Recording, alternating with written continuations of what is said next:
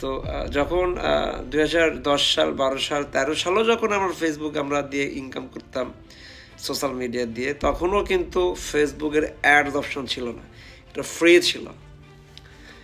তো এই কথার উদ্দেশ্যটা হচ্ছে যে টাকা ইনকাম করা এই যুগে কিন্তু ব্যাপার না, সেটা 30,000 হোক, 50,000 হোক, 1,00,000 টাকা হোক, কোনো ব্যাপার না। কিন্তু 1,00,000 অডিয়েন্স, 1,00,000 কাস্টমার, 1,00,000 গ্রাহক মেকিং করা, যে কি পরিমাণে পরিশ্রম, কষ্ট এবং মেধা লাগে এটাতে।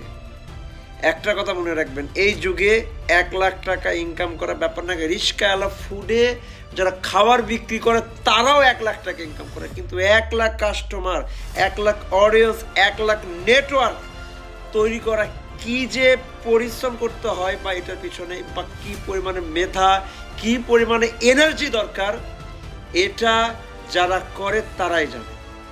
অবশ্যই টাকার পিছনে ছুটে দরকার নাই। আগে আপনার নেটওয়ার্ক, আপনার কাস্টমার, আপনার গ্রাহক বেজ আপনার স্ট্রং করেন।